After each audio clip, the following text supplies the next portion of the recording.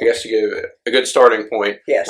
Give a nice cheers. Cheers. Yeah, thank you again. Thank you. You're welcome.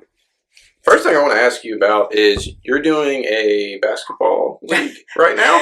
Sort of. And I was curious about that. Yeah. What are you doing? So I played growing up. Yeah. In fact, I was the first girl to play in the church league Really? in Gaffney, which is where I grew up in Gaffney. Yeah. And I was one of those, probably like you, because I know you played a lot of basketball too. Yes, ma'am. When I was younger, I would say like fourth grade or less. If you were looking for me, you only had to look in one place, and that was generally out back by the basketball goal because I was constantly playing. Yeah. I mean, all the time. It's just what I did. And then, as I got a little bit older, and started joining, like I was in the church league, and then I played in junior high and high school. Yeah. But when I got to at the end of high school, when it was time to go to college, I made the decision to pursue volleyball instead of basketball because I felt like I was better at volleyball, and I felt like I could probably get better scholarships, frankly. And at that point, that's kind of what I was looking at. So, but did you like was basketball like the first kind of true love of sport, like Absolutely. the first one that kind of picked up? 100%. Was it a family thing or just kind of naturally? Not really. Just what I'm the youngest of four, and was constantly seeking anything to get attention and approval and everything, because when you're the baby of Gaffney, like you're kind of an afterthought in many situations, and so I was always just very curious and very active in whatever it was that I was doing. And we grew up in a neighborhood, and it was fantastic, actually. When I look back on that part of my childhood, we had, probably 15 to 20 kids our age. And when I say that, I'm talking about myself and my three older siblings. My oldest sibling, my sister, she was a good bit older, so she didn't really play, with all of us. Right. But it was interesting because we had such a great neighborhood, and basketball was something that everyone in the neighborhood did. Kind of all gathered up Right. to get poop on the cul-de-sac or wherever. That's it. Yeah. And so it was great. And it worked out really well, and so and I was good at it. And that's always the best. Right. Thing. When you're good at something, it just it kind of drives you to want to do it and be better at it. And so that worked out great. And so fast forward, I retired at the end of 24 due to some health issues that I was having. Knock on wood, everything's okay now. But having much more free time than what I used to have, I started looking for things to fill that free time. And part of the reason, on top of the health problems I was having, was trying to get myself into better shape.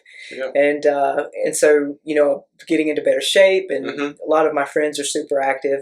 And one friend in particular, Lee Irwin, had co-founded this nonprofit called Game Changers, which is essentially the entire focus is to try to provide spaces for women to play basketball. Because if you think about it, any community center or whatever where there might be an opportunity to play basketball, there's usually guys playing. You normally and you don't usually it's not like a female can walk up and say, I'm next, right? Like I want to jump in. And so their endeavor started and kind of coincided with my retiring. And after I took a few months and I had to kind of get myself back into shape because I'd had a few surgeries, I thought, I'm gonna give it a shot and see. And I'll tell you, it took getting back out there one day, and I was just hooked. Yes, it was just like rewind 35 years, and it's been so much fun. I will readily admit that every time I go out, I usually come back with some kind of tweaked ankle or pain in the knee or something like that. But for the most part, it's been all a positive situation, and I think one of the bigger parts of it that I didn't foresee was the community that has grown around this Game Changers organization, because you end up with, we have girls as your age that come to play, and then there's women that are in their 70s that come to play. And so it's just this fantastic community of women who all have this one thing in common, but all bring so much, to the table. Absolutely. I think it's fantastic. It's so unique to like kind of, I've just never thought about it from the side, but it is true. You can't really go to just a Y and be like, well, I'll go pop in the room. Like, it's not, right. I've, not really ever considered that. Right. So I think it is cool that it's bringing in all these different people. Because, there's a draw to, everyone has the sport they love to do and having the space to do it. Yeah. That's really cool. That's, yeah. So now it's come to light that there's this entity that's called South Carolina Games, Senior Games, where 40 and over groups get together, and it's all types of sports, and it feeds into an even bigger organization, which is the United States Games, and so. The goal for a few of us is we're going to go to the South Carolina Games, which is in April of this year. Yeah. I think it's in Columbia. And that will register us to be able to play in the the games. So you're playing like teams. Well, or is it like so it's interesting. The Game Changers organization itself is just sort of like everyone shows up, and there's usually a group that plays full court 5-on-5, and then there's another group that's usually the older group that play 3-on-3, and it's half court. Nothing wrong with half court. Right. No, it's great sometimes. Here's the thing: 3-on-3, you can't hide. No. Right. So there's no rest. There's no just hanging out down at the post and catching your breath. Yeah. And I'll tell you, the first couple of times I was beat. I mean, it was amazing how out of shape I was. Even after having spent a lot of time getting into shape. Basketball shape's a very different kind of shape than most people realize, I think. Even half court. But I think a lot of it was the 3-on-3 perspective of it, because you don't get an opportunity to just lay off and rest a play. Yeah. Like you're in every play defensively and offensively. Yeah, it's a much faster pace. Yeah. Are you playing it where it's not, if it doesn't hit rim, you can immediately go back up, or does it take it out? It's so interesting because everyone plays it. I know. There are rules. Yeah. But I will be the first to admit that I'm still just trying to get into the shape that I need to be in and not injure myself. Which that's one thing Game Changers is really big on is playing in a fashion that is safe for everyone, so that no one gets injured. And even the 5-on-5 teams, like they really focus on making sure that you stay healthy so that you can continue to play. Well, like after it's competitive. Yes. I will say that first. It's very competitive. At the end of the day, no one really wants to go, tear or get hurt in some way. It's just not, I think at this point it's not like you're competing for a scholarship or a spot on the team. That's exactly right. Per se. Yeah. Maybe like a small cash prize or whatever, but nothing where it's worth being flagrant and just going up and trying to take something. No, it is competitive, but you're right. No one's like it, and that's part of the community piece of it. Is it's so encouraging. One of the things I noticed with the first couple of times that I went out to play. Somebody might block your shot, but then the next time you come up and do something to them, they're going to tell you great job. Kind of, it was just so encouraging and so supportive. It's a really nice entry point for anyone who's been away from the game that would like to get back into the game. Any woman, I should say. But it is a really safe space to do that. Safe in a lot of ways, right? Like you're not going to get tackled or whatever, knocked over for a jump ball or whatever. Just out of left field play where it's like, nothing like that.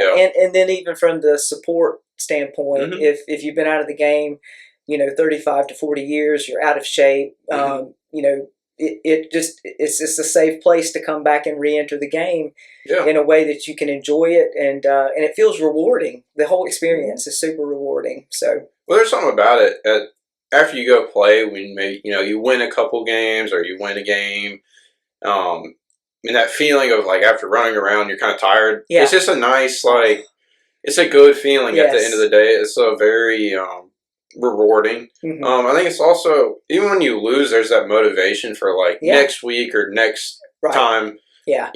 I want to go out and get one back. And I suppose probably, I'd be curious to know what your thoughts are on this. Like for me, Anybody that knows me or has known me for any length of time will say, yeah, Kim's competitive. Yeah. But the way that I'm competitive and the way I've always been competitive, and I didn't even realize it until the CEO of one of the companies I work for, he and I were going through a work performance appraisal type thing. Yeah. And he said something about how competitive I was. He said, but you know what's interesting? You're competitive with yourself. Yeah. You're not competitive with other people. You just compete with the prior versions of you. And I think that right, is what drives people. Are you wired similarly? Yeah. Yeah. It's never, it's very much an internal competitive. It's never been like an right. Like I've never really been, it's never been like a trash talk or like a very much. It's more of like, I know what I'm capable of. Exactly right. And I want to, if it's in a game, then I know what I should be living up to. Or if it's in a practice or gym or whatever, I know what I'm trying to exceed. Yeah. And so it's, it very much matches that like flow of, I'm much more in my head than like focused on what's going on outside. Like any other player that might be you're never gonna bother me. Like you're never gonna. Right. There was no like taking me out of the game per se, or like if you're trash talking me, I don't really care. Right, it doesn't matter. It's not gonna affect me. Which is great, because then the only person that can really take you out of the game is yourself. That's the downside. Right. And people that stay in their head, we can do that pretty easily, right? But to your point, right, the getting better, I think is probably as much to do with that as anything. Like we went to a tournament. It was the only tournament I've played in so far, and there were only 3 teams playing, and we only had 5 people. So none of us. So you go in, right, and we had to play first game, and then we won. So we thought, we get to sit out a game. But the way they had the bracket set up, we didn't get to sit out. We had to immediately go. I'm not kidding you, Dylan. I was like hanging on my shorts so hard. I was so worn out. Yeah. And so but immediately I was like, okay, you want to do better. So now you've got an action item that you can take. Yeah. And you can go and do and be better, and you know exactly what you need to do to do that. And so, but then, same token, one of the teams we played was from down in Atlanta, and they had a girl on their team that was probably 6'4", 6'5", and I was one of the tallest on our team, and had to guard her for a majority of the time. And it was one of those things where the first probably 5-10 minutes, we were like, there's no way we're going to win this, because all they had to do was just, catch the ball. Right. And then we were struggling to do anything, because anything, within 4 or 5 feet of the rim, she was going to pretty much lock it down. Yeah. And but we ended up at the halftime, we kept it close, and at halftime we came up with a really good game plan to bring her out. I started shooting from the outside to bring her out from the paint, so that other women could go in. Space. Yeah. And then I just told them, I said, you know what, I'll take her on defense every time, and just let me see what I can do. I'm not even kidding you. Like I had bruises and everything, but I was so proud of the way that, because I did, and we got her really frustrated, and in the end we won, and ended up winning the tournament, and so out of 3 teams, big whoop, but it was a great win for us, because that was like kind of Goliath versus David, in like a literal, figurative, and literal sense, but it was fantastic. It was a great experience, especially a win when you're playing with 5. Playing with 5 is tough. That's a tough place to be. So you talk about like when we were kids, right? Playing in organized ball. Yeah. Like you never wanted to come out, right? No. This is exactly the opposite. Yeah. Like you're literally constantly. It's about 2 minutes, and then it's like, all right, this is about enough. This is a pretty good timeout. How many timeouts do we have left? Yeah, it was kind of interesting. Yeah, I played in a men's league in the spring, summertime.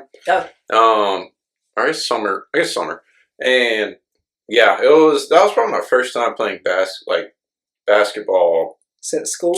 Probably, which is it's probably been about 4 years since I touched a basketball. Yeah. For then, in the first game, I've been running, because at the same time I was getting ready to run a half marathon in a couple months, so I was like running. Yeah. But the first game, I had the same experience of I was like.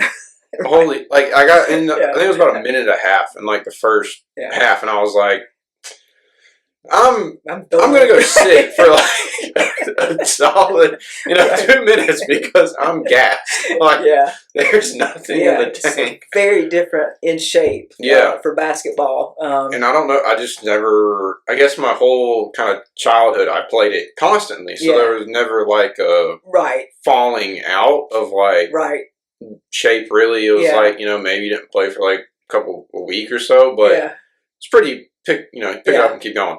Yeah. But this was like, golly. So you can imagine, I hadn't touched the ball in like 35 years. So it was, to the point that just in practicing one day, I went up to the foul line and I was so weak. My core was so weak.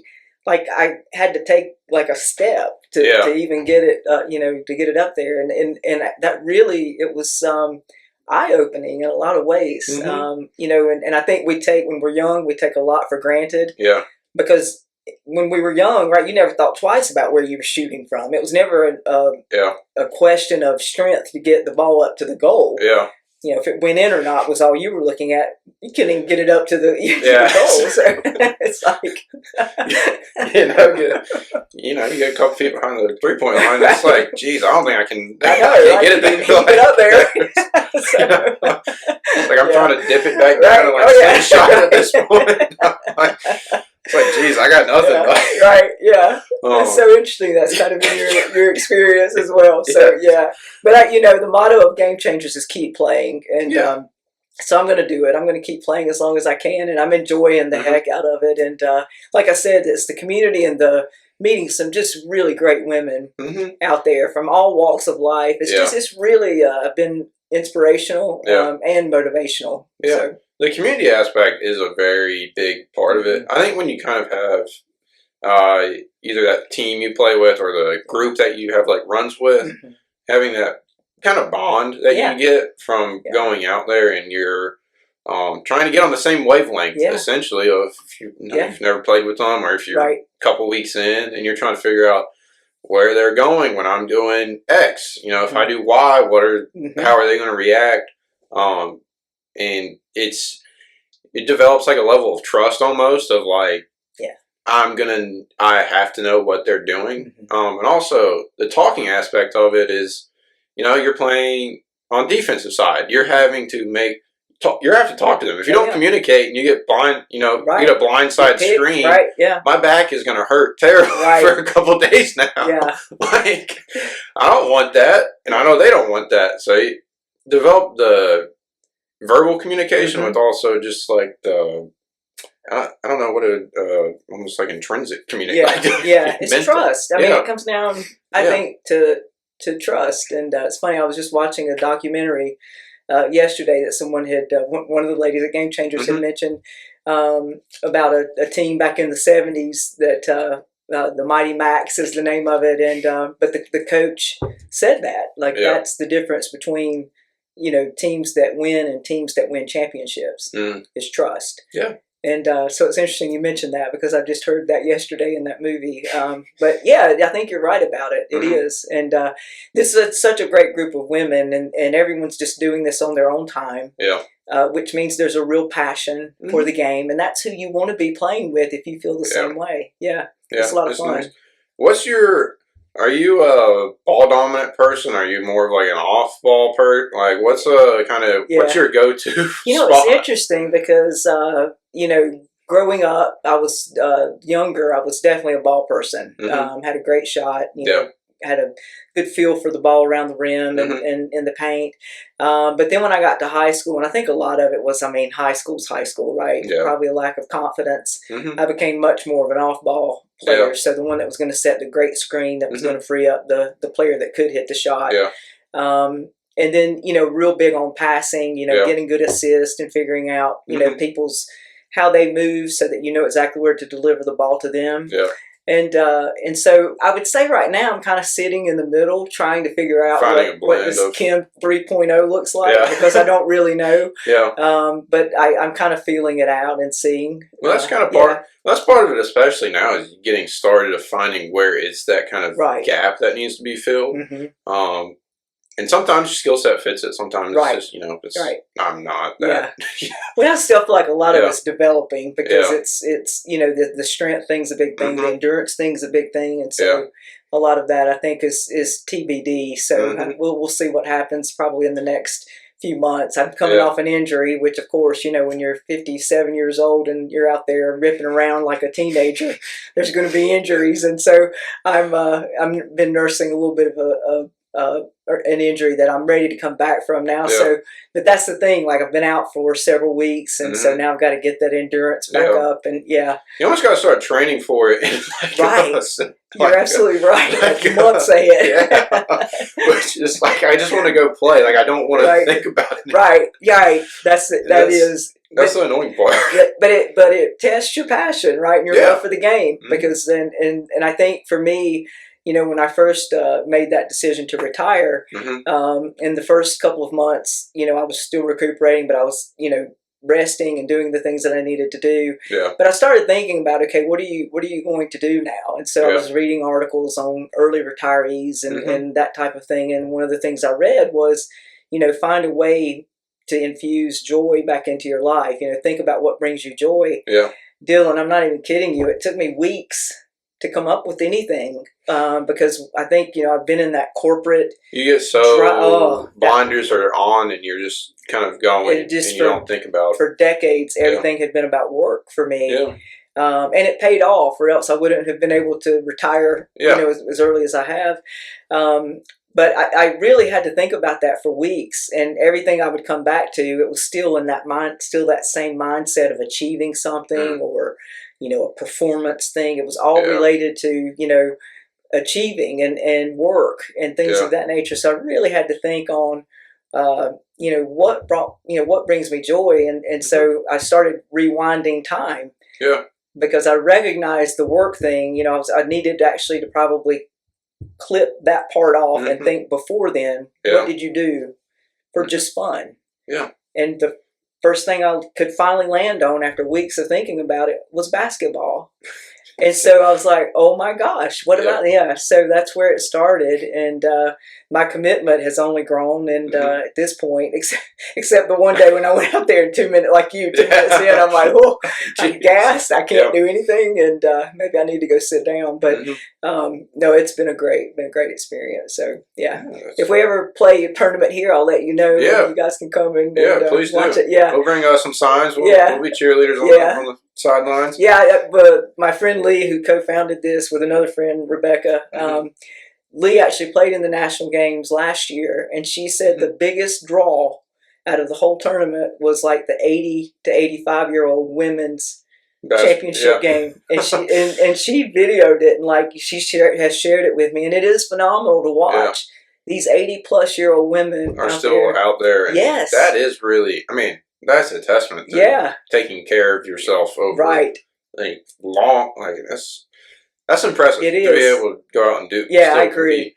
I agree. That is, I can imagine I'd have. I'll just be curious, just to see it. Like, no offense, but it kind of seems like you'd think like a walker, right? Yeah, wheelchair. No, they're legit playing. They're moving. Yeah, there's no walkers involved. That's awesome. Oh well, hey, I was shift gears a little bit. I want to ask, like, how did you get into doing the interviews and putting it out? Yeah. Let me answer 1 second. Okay, we're good. All right, sorry. Don't have a high-tech setup, so I can never see it. It's like, I wanted to double-check myself. Yes. You don't want it recorded? Is it on? Yeah, it's on. Oh, okay. Yeah, that's what I was checking. Oh, I gotcha. I couldn't remember. There's just like a little timer in the bottom. I see. And I just was like, in my brain, I was like, I don't know if I remember. It was like, is the oven light on? Okay. Or is the oven on? And I was like, I pressed on, and then I didn't ever remember seeing the numbers. I gotcha. Okay. It's good. We're good. All right, take 2. All right, yeah. How I got into doing this. It is it's really a personal, just hobby and kind of thing I enjoyed. The first thing I wanted to do, I've always found podcasts interesting. I should start with that. Okay. I find it interesting to hear people's stories. What is their conversation? What are they like when they just talk to them. You know, like, you know, whether it's a celebrity, someone else, whoever is on, is there something I'm interested in? Yeah. How do they, you know, what's going through their brain? Yeah. Like, what's it like to just sit down and talk with them? So that was the first thing. It's like, I think this is interesting. Yeah. The second thing was I really wanted to kind of make a documentation almost of the people we know. I think of it very much as like a strong way of mentorship and also finding out about people. So first person I thought of was Mark, my dad. Yeah. To talk to him. I was like, if we never sat down and talked like about his history and how he got to where he was, I don't know when like my kids would they go talk to him? Would they never, like, you know, there's a bunch of stories that I never got to talk to his dad about, because I was just too young. Mark, not saying you're going early. I'm not saying that. I'm just, but you know, there's just stories that never get talked about. And there, you know, you just wonder, what was my great grandma like? What was, you know, your friend like that you talk about that I never met? They moved away or whatever. And so it was really just a combination of kind of many factors and something I'll think of probably later. But it's like a lot of things together where I was like, I think should just do it and kind of see what happens with it. And I think this is a pretty cool way for people to either, for me personally, to, you know, sit down and talk, as we joked about, without putting phones away at the start. It was like, you know, how often do you really sit down and have a conversation without a phone? Like, I mean, you know, I know for me that's very, very rare. There's very few times where you get to sit down and just talk, and learn about someone else, you know. And so I just think it's a cool way to almost be a historical documentation of people. And so I was just like, oh, that's great. Let's do it and see what happens. Well, I might pick your brain a bit because I'm kind of wired the same way. Like I'm very curious about people. And I like details about people's day to day and what drives them and, you know, decision making, like what made the person decide to do that. So I may pick your brain, especially on some of the equipment, to find out like how to maybe get started. No, please. Yeah, I think it's great that you're doing it. It does not, if you have a laptop, it took, I think it was like $80 in total to get everything together. And then YouTube's free to start with. So it's like, that was another key factor. I mean, the cost of entry was, you know, pretty low. They just send this out to the world. I was like, oh, you know, they'll take as much, there's unlimited storage on there. I was going to use just a flash drive originally to, just talk to people and record it and put it on there. One day I'll just hopefully pass down and, you know, maybe our kids would just throw it away or watch it, whatever.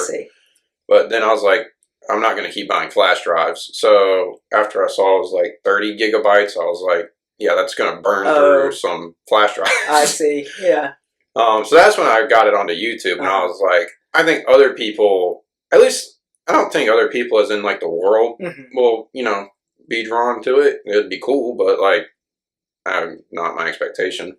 But I think there's friends that either, you know, may know you or people that are curious, like, you know, they might read a description and be like, oh, that's interesting. What she has to say. And so I just think there's enough other people that also would find it interesting. And if not, then it's there. So, I mean, no one has to watch it. Well, that's great. You're going in with, like, no expectation, and but it's something that drives you, so you're going to be curious about it and passionate about it. So there's no telling what you might end up with, you know? My thing with it right now is as long as I can keep getting people on to come do it, I'm going to do it. Like, until reach a point where there's just no one left that wants to talk to me, then that will be the day it's done. Like, I mean, that will be the ending. But until that point, we'll just keep going and I'll talk to whoever really wants to. I think it's kind of, I think it's interesting because there's a big group of people that I know that it brings different perspectives in and different backstories. Yeah. And it's also been interesting to me, for me, talking to, kind of that second level of people that you might, know from a friend of a friend. Yeah. Or like, yeah. You're like, huh, that's interesting. Yeah. And I just think it's cool. Yeah. I think, I think it's great. And I appreciate your asking me to be a part of it. So, yeah. Well, let's get into your story. Okay. Because you have a very cool story. So as you kind of said, grew up in Gaffney. Yeah. And 4 siblings. Well, 4 of us total. 4 total. Yeah. 3 siblings. Yeah. Was it brother or sisters or two sisters and a brother? 2 sisters and a brother. And older sister and then the oldest and the next are sisters. And the brother and then me. Okay. So did you and your brother really like? Did y'all clash at all? Or yeah. Yeah. I kind of figured. Probably an age difference, kind of like yours and Maddie's. Yeah. And, yeah. No, we had some fun times of me and her. Just kind of, being brother and sister relationship. That's just constant kind of. Right. You just kind of bash heads for a while. Yeah. But it was. Always someone. Did y'all interact or a lot of interactions, or was it? When we were younger, I would say my family was like most, right? We were pretty close. My parents were, definitely working class. They did their absolute best to provide for us, and they did, and did a great job at that. And then, as you get older and everyone begins going their separate ways, then things tend to shift and change a bit. So. But I do stay in touch with my middle sister. We did lose our oldest sister just almost a year ago. She had stage 4 lung cancer, and she lived with it for a couple of years, and she fought it valiantly. But in the end, it was just too much for her to overcome. And so I was fortunate enough that in my retirement, the timing was really interesting because. The Friday that was my last day, like the following Monday, they called and said, we're probably getting ready to begin hospice. Yeah. If there's any way you can get here. And luckily, because I didn't have a job to worry about, I was able to just pick up and go. So I got to spend those last, 4 or 5 days right by her side and be able to help her daughter, my niece, with some of the logistics. And my middle sister and I drove up at the same time. She had to come back early because of some obligations she had. Yeah. But it was incredible that a week, not even a week, like 3 or 4 days after I, walked away from this magnificent IT career that I had, that I was able to do that. And that's something that I will never forget, that I was able to be there for her. So that's really impeccable timing of everything aligning. It was so interesting. From the bright side, it's in the whole process of that decision. The health stuff had started early in the year, even the year before. But it was I was going up in October. I had to go up to the headquarters once a month. And there was no real easy way. It's in Norfolk, Virginia. There was no real easy way to get there. Yeah. So it was always like a 6-7 hour travel day there and a 6-7 hour day back. Yeah. So it was tough. It was I know people that are road warriors probably would roll their eyes to hear me say that, but for me, when you work remotely 3 weeks out of each month, and then 1 week you're just taken out, because when you're there, you don't work in the same manner that you do when you're in your office. So I would get so far behind, and then you spend, the next 3 weeks catching up. Right. So I had said to myself, I'm like, I've kind of been thinking about the possibility of retiring at the end of the year. Talked with our financial advisor, and they thought it was doable. And so I was thinking to myself, I'm like, all right, if this is something I really need to do, give me a sign. Yeah. Give me a sign. So I go up, and this is on a Monday, travel day. I got up there and got there so late that I didn't even go to the office. But it was interesting because, and this rarely happens, sometimes I would have to go to New York and then fly back down. And I had a colleague that was from New York, and so he and I were on the same flight flying back into Norfolk. Okay. And so we got there, and he and I always stayed at the same hotel because we were always the ones traveling. Yeah. And we got to the hotel, and he said, "Hey, you want to go grab dinner?" And I said, "Yeah, I'm not feeling that great." I said, "I've been, battling a little stomach bug or maybe food poisoning." I said, over the weekend, I said, "I think I'm just going to go to my room and just get to bed early and be ready to go in the morning." And so I did that, got to the room, unpacked. Still wasn't feeling that great. Wasn't hungry at all, so I didn't even bother eating. And I'm like, wow, whatever this is really not cooperating with my, my schedule right now. And so, I noticed it was, getting worse and worse. Wasn't getting better, and then started around 9, 10 o'clock. I had this really bad pain, in the stomach. I was thinking, like, maybe I might need to go to like urgent care or something, see what's going on. It's like, I don't know. You talk yourself out of those things, right? Like you don't want to be like a wimp or whatever. Like that was what I kept thinking. Like I don't want to go in or like, oh, you just got a little gas or something. Yeah. So I just laid there all night, right? Moaning and groaning and belaboring the fact that I hadn't gone. Finally, daylight came. I got dressed and I called an Uber and just said, take me to the closest urgent care. I just got to go check on something going on with my stomach. Yeah. And so I got in there and, unfortunately this was around the same time that Roe v. Wade was overturned. And so I went in and the first thing they asked was, would I give a urine sample? And I said, well, I will if you can give me some water or something to drink. I'm parched. I haven't had anything to drink. And I don't even think I can go, and they interpreted that as I refused a pregnancy test, which I still don't even understand what that was all about. But at any rate, they made me like lay there for hours. And then finally they came in and said, Mr. Carr, you're going to have to do this for us to be able to treat you. And I'm like, okay, no one explained that to me. It's not a big deal. I can totally do that. So anyway, very long story short, after 4 or 5 hours, they finally got me in to do a CT, and I had a ruptured appendix. Mm.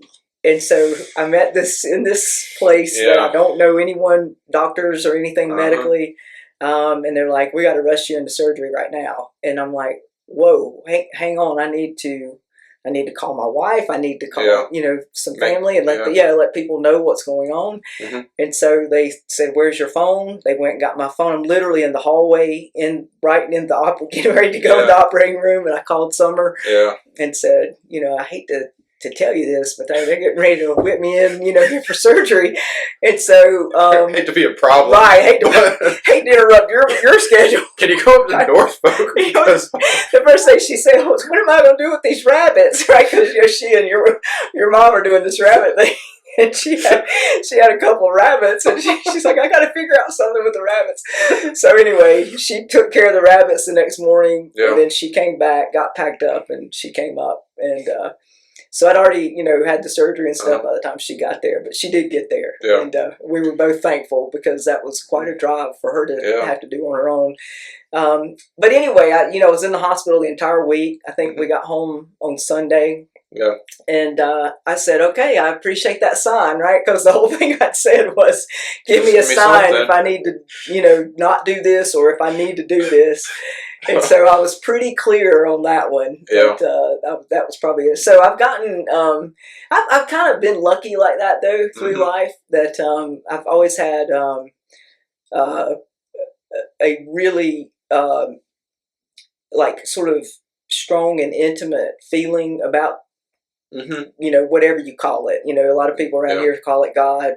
People call it universe, spirit, whatever you want to refer to it as. I'm not going to name it here because I don't want anybody to be offended. But I've always had that sort of powerful belief in that. Yes, and a really strong intuition. And it after you get comfortable and trusting of that, then decision making becomes a little bit easier because you can trust yourself. And so when those signs came, And then again, when my sister passed, like, not passed, but got into a situation that she needed to be put into hospice care 3 days after my last day, I was pretty clear that I had made the right decision. Yeah. Ruptured appendix is quite a way of getting assigned, but I guess you can't be. Can't be picky. I didn't specify any criteria. Maybe I should have. Maybe that's bodily harm. That was exactly what Summer said after. She was like, "The next time you ask for a sign, you ask for something little, and nothing to do with health." So maybe to see just a leaf fall, something. Let me see a cardinal or something, like a bird of some type. Yeah, no, I just asked for a blanket I guess thing, and that's what more happened. Specific. Yeah, Your questions. What was, you said you played volleyball in college? Where did you play at? Yeah, I played for Newberry College. Okay, you familiar with? Okay, yeah, cool. Really small private school in South Carolina. Was probably the best choice I could have made for me. Now, Gaffney High is... Go ahead. Were you coming from Blacksburg or Gaffney High? Gaffney High. Gaffney High? Yeah, okay.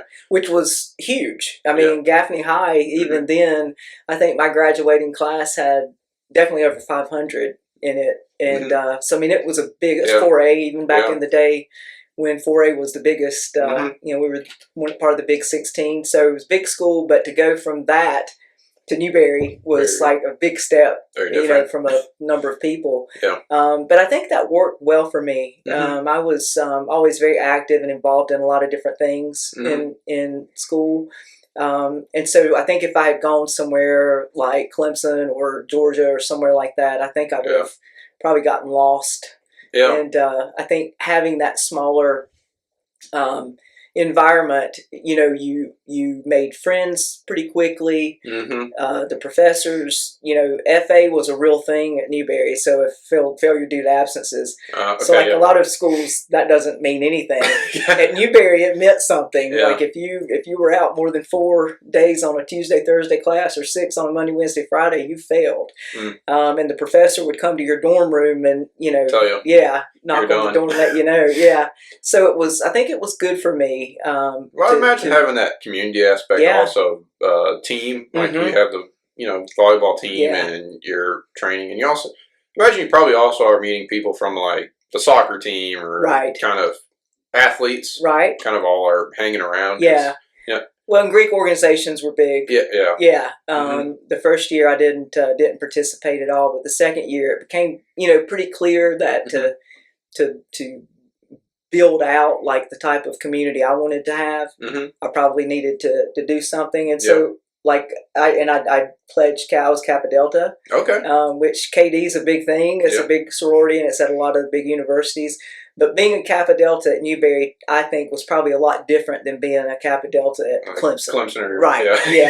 So it was a little different experience, but I wouldn't trade it. I made some of the best friends in the world, and it really, when I think of things that, throughout my life that I feel like leveled me up, that's one I would say was joining, it happened to be a Greek organization, but I think in life it could have been any organization. Yeah.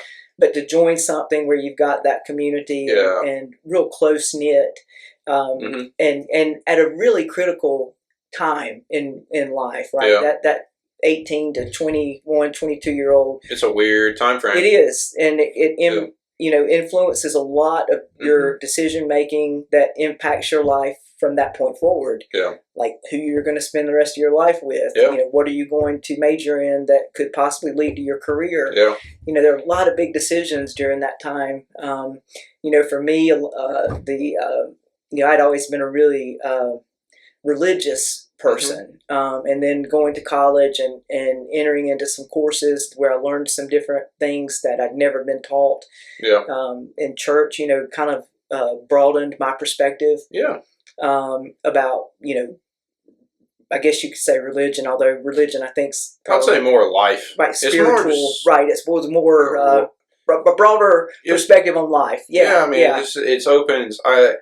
I think I've said this kind of jokingly before, but you're really paying to go to college to open your eyes to the world. You're not really.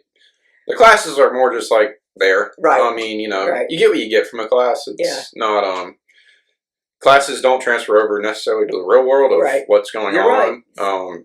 But they're important. But it is the fact that the diversity of people, what you're getting into. You have the freedom to go take a European history or a religious study or whatever it may be, of more of a kind of social studies type class, right? Where now you can you're learning different things. I mean, just completely and people wise, and that's the point. I guess. I think you're right, and it being on your own, right? That's a big piece of it. Well, that's a huge piece, right? I mean, it really you come into your own in those 4 years, and some people have to go a little bit longer than 4 years. Luckily for me, it was only 4 years, but I think when I look back, that is one of the most critical times, at least in my life, and I'm very thankful that I had the and I was able to play volleyball there, and I am very team, as you sort of hinted at this a few minutes ago, very team oriented. It's always been a mindset that has served me well. It served me well in school. It served me well in business. It served me well as a manager of some pretty big teams. And it's been an amazing thing to see, because there aren't many things you can point to, like themes in life that succeed in every era. And yet across the board, that concept of team has been something that continuously came up and continuously allowed me to be successful in things that I participated in. So. I think it's all everyone's different in their approach to it. I don't know. It's very much always been like I want the team to rise up, and it doesn't necessarily, where my part is in that doesn't necessarily matter. If I don't need to be the shining star, or if you got to do the ugly, like if I'm going to go be the rebounder, that's just what I'm going to go do. That's what it is. I think that's kind of, I've always taken that approach of, I don't really care whether it's a star or not. I just want I want success. Like, it's always, how can we have a successful group? Thinking back on even like career wise, I was just thinking about like the last couple of teams that I managed, and they were very, I don't know what the opposite of team could be, but whatever that word is, that's what they were. Very segmented, a lot of walls built, between the functional areas, even within the groups. And I'll tell you, some of the best times throughout my career that I can point to were watching those teams come on board and become a team. And then knowing, like, when it was time for me to leave, knowing that I had left them in way better shape than they were in when I got there. And I think that's kind of been a theme I've always had, and I bet you're the same way, is, no matter what it is, leave it better than you found it. And if you can say that about most of the things that you participate in, then I think it's been a job well done. I think it's something to hang your hat on, and it just makes you feel, I don't know, I guess a general sense of like a good feeling. Like, all right, I did my best, and it's in a better spot than it was, or we've improved, or we finished the job, whatever. It's just always been like it's a rewarding feeling to do that. I think it's a great way to go around, and a great way to live. And I don't know if a lot of people even give it a thought. I think a lot of people, it's just getting through the day, hitting that clock, and getting home to go do whatever else. But I think team, when you come up through playing organized sports, and you are part of a team, like, it gets instilled pretty early on, and it becomes something that you can build upon. And I know for me, I wouldn't, that church basketball league, I wouldn't trade it for anything, because that's where it started. And then from there it just grew. That's what I think I said. Character building from team sports is one of the biggest parts of it. the odds of you getting a scholarship to go play somewhere, or let alone go professional, slim to none. Right. Like, you're fighting the odds. Yeah. But what you get from it is the idea of how does a team work. You also learn very quickly, at least kind of to recognize character traits from people. Yes. You see who's more of a selfish or selfless and a selfish. Yeah. People who you understand, you start to grab an understanding of character pretty quickly. And that's beneficial, like just across the board and universal. I think every kid should go play a team sport. I agree. I think there's a lot to it. Even if it's like, I just think you're going to find something, because you're going to have to work with other people, right, at some point. Right. So, I think swimming is great, and that's awesome. But unless you're doing like a relay or something, you're not getting that same connection of pushing each other, but also then learning how can I help Joe improve, or how can I get Joe to a better spot that then help me help us, like, right. I see that as foundational almost for kids. Like, it's just, I don't know, there's nothing, you can't replicate that really anywhere. Going and playing in the cul-de-sac is fun, and it's all, but there's not much on the line other than the day. But when you go and play for a season and whatever sport it is, your goal is to go to the playoffs or championship and whatever.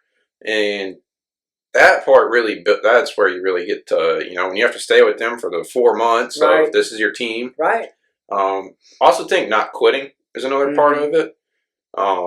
There's some people that'll just quit. Yeah. And it's like, I think as a kid that really provides an interesting, that was our thing. We were never allowed to quit anything. So once we started it, it was like, you're going to figure it out. And I think that's beneficial. Like, as a kid, you're like, this sucks. Like, like what aren't you understanding? I don't want to do this. But having that understanding of, if you make a commitment, you need to finish it. Like, how can you find a way to get something from it? So there's just so many takeaways from team sports. And well, the interesting thing for you to say that, and this was something I was thinking of earlier, completely different situation, was I think one of the things a lot of people are missing, like in today's climate that we're in, is being able to rise above just their needs or their opinion or their thinking, and to be able to take a broader perspective of what's better for people in Greenville or people in Easley, or what's better for people in the United States, what's better for people in the world, what's better for humanity. So anything except just that singular what's better for me. And I think there are a lot of people entrenched in that kind of thinking. And, I think if you can get yourself out of that and into a more, a broader space where you're considering, what does Dylan think about this? Or what does Keeley think about this? Or I think that keeps us in, instead of looking at a specific thing, look at the broader body of work that we're talking about, and how can we benefit the whole. How can you get the most benefit for the most amount of people? Is that would be the best. But if you think about your parents not letting you guys quit, I think that probably forced you guys to think in those terms, right? Because you had to think in terms of the team at that point. Because you were miserable, right? You didn't want to play, but you couldn't. They wouldn't let you quit, so you had to find a way to stay in it, and it probably became to focus on the. I mean, it's very much like, all right, it's kind of like a tube pass almost of, I can just go there and I can out the whole time I'm there, or you can just try to make the best of it and take something, and it's kind of finding yourself. And maybe the first couple times you do go towards I'm going to pout and I don't want to be here. Then soon you might it's only when you really change your own mind that it's helpful. When you kind of get that enlightened, like, light bulb off of, all right, I'm showing up to practice for an hour. Yeah. What could I at least do while I'm here? Right.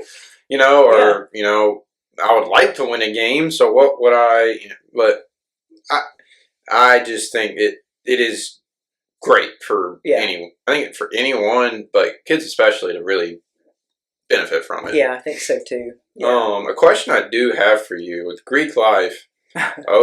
You know, now that you're kind of over your career, did those connections later help you on of getting to be like, cause I'm always curious about that. Yeah. Of like, how'd that play out? Of like, cause I know it established probably a community network and you're close with people. Right. You know. Right. Yeah, I would say in my case, those connections probably didn't, they didn't necessarily lead to any opportunities like that. But the thing that, you know, it did provide me was, you know, having that strong friend base. There's some amount of confidence that you get in being seen. And when you have close friends that you've lived, we all lived on a single hall. Yeah. And we shared a bathroom, which I think is probably one of the most humbling and situations when you share, you know, 3 showers and 3 bathroom stalls with 40 other people.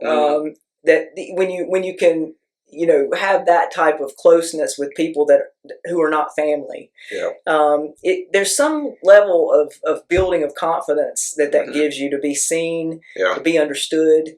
And I think what my girlfriends were able to give me from that time was that, you know, coming out of school was the confidence that, you know, it was funny because we had 5 Kims that lived on the hall. So Kim was a very popular name. So, and for whatever reason, I've always been called Kim Carr. Like, no one ever has really called me Kim. It's always been Kim Carr. Very short and it's easy to say. Got the hard K on both of them. But anyway, you know, they would always say like, "Oh, Kim Carr, we can't wait to see what you're going to do," and things like, you know, they were just really encouraging and supportive. So I think maybe not as many networking opportunities with them. But again, you have to remember this was Newberry College. I think we had 750 students, so it's very different than joining a Greek organization at a Clemson or UGA or Carolina or something like that. And so, and for me, it didn't open doors, but it sure helped lay a foundation that allowed me to pursue. Of getting that kind of like social experience early on. I think that's and you know, let's face it, Gaffney is a very small town. It's you know, textile town. You know, probably what a lot of people would classify as undereducated and things of that nature. And so to come out of Gaffney and go to Newberry where there were people from many other areas and bigger areas, I definitely got exposure to things that I never would have had the opportunity to had I not been there. And that certainly helped to sort of orient me in a way that I was able to pursue things with, again, just a little bit more confidence than I would have had otherwise. That's a big part. Confidence is a huge aspect for doing, I mean, anything. It's I mean, it's kind of it's really the make or break. It doesn't matter how good you are, you know, outside of that, but if you don't have confidence in your answer and your whatever it is that you're doing, it's, you know, not gonna, doesn't matter if you're the best quant ever, if I can't, if you're like, it might be, you know, 47. It's like, well, all right, I'm not really gonna believe. I'm not feeling too great about that. But so that's, I mean, that's an incredible part. Well, I think we're all always going to be faced with situations that we don't know how to handle, and I think the only way that you can step into those with any level of comfort is to have confidence in your ability to navigate it and manage it in a way that's going to be a good outcome for everyone involved. And so, you know, I can even think about, you know, the last couple of jobs that I had were roles that, you know, going into them, I wasn't real clear or sure that I could, not that I could do the job, but that I knew what I was getting myself into.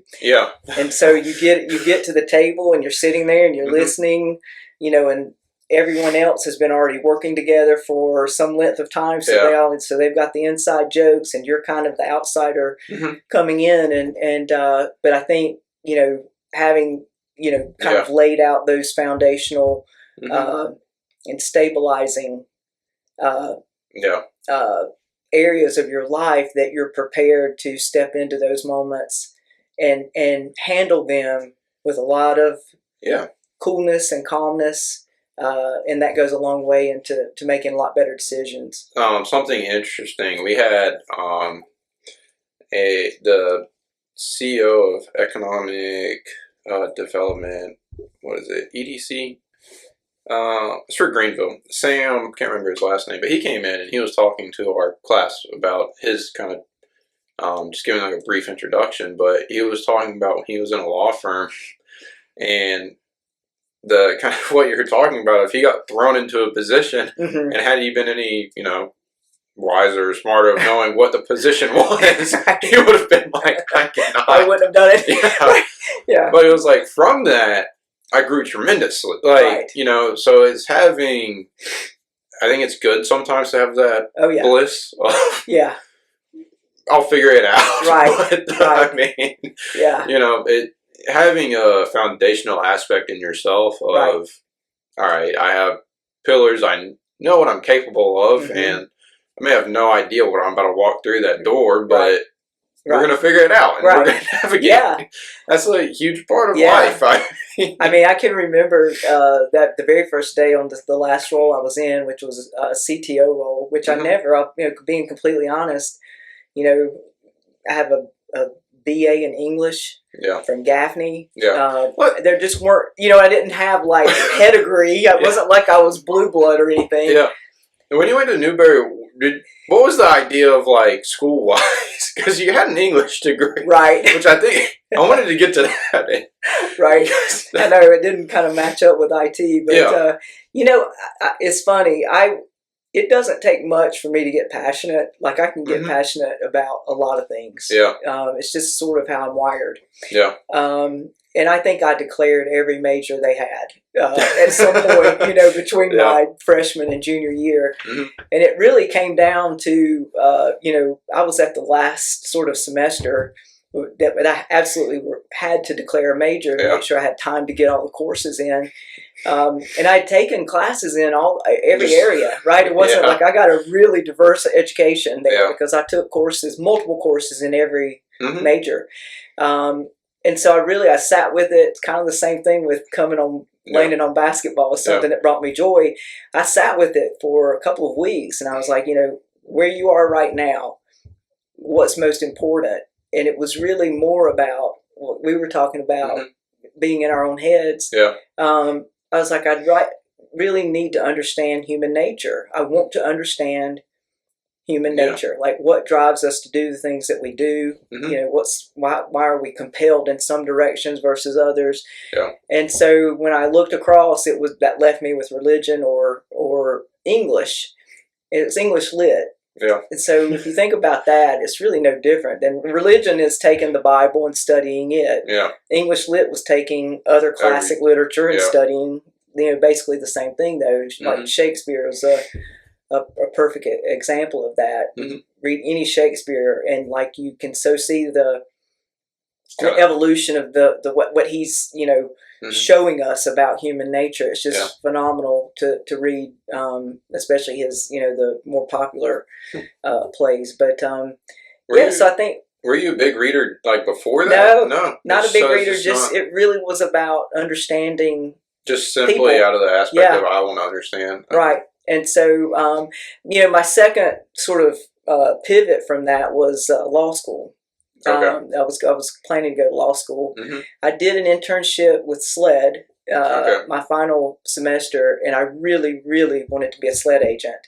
The law school thing was like a pivot again. Yeah.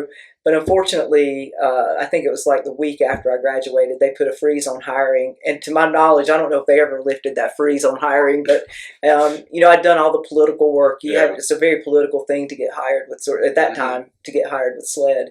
And, I'd made these packets about myself and sent them to all the reps and senators in the state to try to get, buy in and have people say my name and that kind of thing to try to get in. And that didn't happen. And so when I graduated, I was like, okay, well, what's next? So I could have gone on and waited a semester and then gone on to law school. But I'll be honest, by the time I finished those 4 years, another 3 years of school was like, not appealing. Yeah, not something I thought I wanted to sign up for. Now, if I could go back and do it, that decision may be different. Yeah. But at the time, you're thinking about this with the brain of a 22-year-old. And in my case, a 22-year-old that was, probably more on the naive side than anything else because I'd grown up in a small town. Yeah. We grew up during a time, I don't know if Mark and Julie talk about this, but like you truly didn't have to lock your doors at night. It was a very different time. And I think I probably was super naive in thinking that, I'll be able to find a job. It won't be that hard, and that type of thing. And so, the career, at that age, I think we're asking a lot of 22-year-olds. It's a very hard, I mean, you come out of, it's not only 4 years, it's the, 12 other years that you've been in. So, I mean, you've been in school your whole life. Yeah. And at this point, you're like, wow, I really don't want to, I want to go see something else other than a textbook or, a lecture. Yeah. I'd like to go. Yeah. Just any other experience would be great. Yeah. And so it's a hard spot to really make a irrational. I don't know whenever a rational decision actually is truly made, but solidified long-term thinking decision on. All right, well, if I went to 3 years of school, or if I went to, did whatever path, it's not as simple because you're almost just jumping to go do anything. It's you just want to go do. It doesn't matter what. It just don't care. You just want to go. You're tired of just practicing. Yeah. At that point, it's also like, I would like to make some money. Like, that would also be great right now. Yeah. Any job would be awesome. Yeah. Don't really care at this. Yeah. But it's tough. It's a hard spot to be in. I think we've got it. Wrong a little bit in that way. I know that there are other countries where, people they graduate high school and they have to go do some type of service for 2 years. I think England does this, right, where they have to either be in the army or go do peace there's a couple of them that you're required to go do a year or two. And I get that. I get why they do that. And I think that's actually probably a better model than what we have, because I think for us, there's always the that percentage of people who know exactly what they want to do and they've known their entire lives that they wanted to, be a flight nurse or doctor or whatever, dentist. I don't know who, want to be, whatever. Yeah. And someone out there. but I feel like there's a lot more of us, right, who at that point in time had no clue really what we wanted. We didn't even know ourselves enough to be able to know what we wanted to do. And so for me, it was this understanding of myself that I wanted to have, and understanding of other people to be able to make the best decision I could. And so, so I graduated and went back home to Gaffney. And I think I worked 3 or 4 part-time jobs because, nobody wants to hire someone right out of school. Yeah. And so part-time gigs were what I did until I could work myself into a full-time What was your favorite part-time job? So it was interesting. I tutored. Okay. Yeah. That'd be fun and challenging. Yeah. I just put an ad in the paper and ended up with 4 or 5 kids. And it was fantastic. I mean, I got exposure to a lot of different, again, walks of life, right? That and I think those types of experiences have served me so well in life, because you run into the same things if you're managing a team, right? Yeah. Because this person came from a very similar situation as that student, and that type thing. And so, but it was really cool because one young girl specifically, she was failing, and she was a young black girl, single mom. She had a single mom. The mom was very concerned when she called me about how much it was going to cost. And I think I was charging like $10 an hour. Like it wasn't wasn't a lot, but I'm sure to her it was, right? And I was like, don't let that stop you. Let's just get started and see if we make headway. Yeah. And if we do, then we'll figure it out. I'm not worried about that. And so what I learned really quickly about the young girl, her name was Mary, was that Mary was super smart. The problem was the way that she was being taught didn't align with how she learned. Yeah. All I had to do was introduce her to flashcards. Yeah. She went from an F to an A in 1 6-week period. Yeah. And her teacher's like, can I get your tutor's name? Because I've got so many students I'm going to try to send to her. And although that never worked out, and that was fine, but it was so gratifying for me to be able to just share that one little tip of just do learning. It this way. Yeah. Have you tried this? Yeah. Have you thought about that? And it was just like her mind just opened. And so that was a really fun. I think that's probably a really cool part-time job. I think it is interesting how many little things you don't think about of like, have you ever done it this way? Right. Like, having that kind of ability to step in and be like, hey, try this. That's all. I mean, that's awesome. It's great. And so if you think about it, being in IT, although IT seems very different than tutoring, really at the end of the day, you're troubleshooting. Yeah. I mean, it really comes down to that. I've recently gone to a physical therapist with the injuries I've had from playing basketball. But my physical therapist, Grant Manx, and I have talked about the fact that what he does and what I was doing very similar. Yeah. It's just troubleshooting. He's troubleshooting the body, and my team and I worked on troubleshooting systems or computers or whatever it was. Yeah. So at the end of the day, foundationally it looks very different, but it really is. I guess your patient's a little different. Yeah, right. Yeah. But same idea. Yeah. That's funny. Yeah. After your part-time jobs for a little while, then what? Ended up got a job in a computer shop answering the phone. Okay. Making $5 an hour. And killing it right there. I was killing it, right? My college degree all shined up on the wall, and I'm bringing home the money, $5 an hour, and just picked up as I went. Right, I picked up. I remember the first thing was troubleshooting printers. Back then they were dot matrix. You probably don't even know what that is.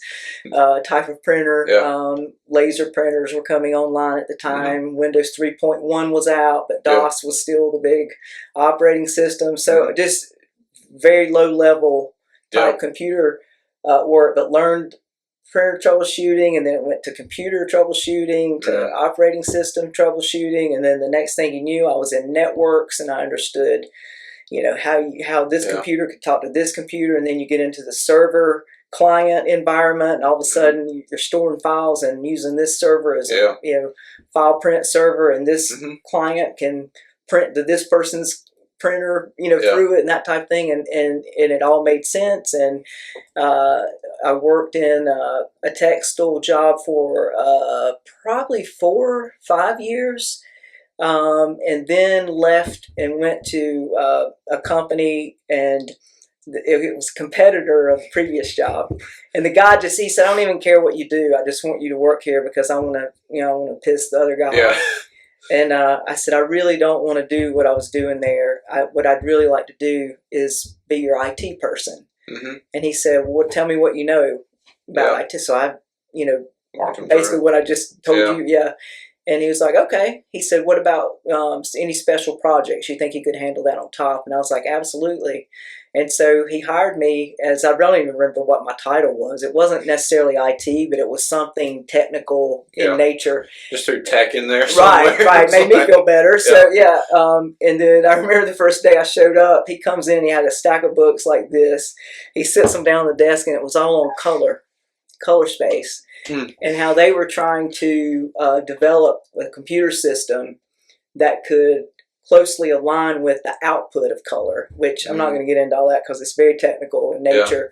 But he said, I need you to become a color expert as quickly as you can. And so I just dove in and started reading all about it. And, we made great headway and did some really good things. But I think it was maybe 3, 4, 5 years into that role, that I had my first opportunity to be get an IT job, and that was at the school district, and it was fantastic. It was such a great learning environment, because it was, multiple locations. I think at that point, Cherokee County had 22 different locations.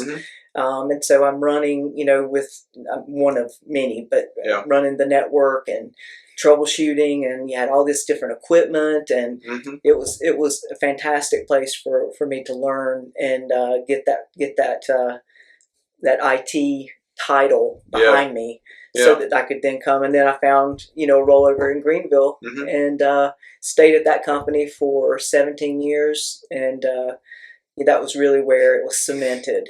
From a career standpoint. But it all started from just answering telephones. Yes. I think that's the coolest coolest part of it is it's just learning it by yourself almost. Learning it through just being there. Yeah. It seems like that understanding can almost, some of the people, it's just like really worked for them. That, like, it's gone really well from them. Just they got in they just got through the door. And then at that point, I think for self-starters, right? It just takes that opportunity. And for me, that was I always say I had a few lucky breaks along the way, getting in there and being able to be exposed to that, so that I could, as a self-starter, learn it. And then the second one was the guy that hired me just to tick the other guy off, because he pretty much gave me, free reign to do whatever I wanted to in that environment.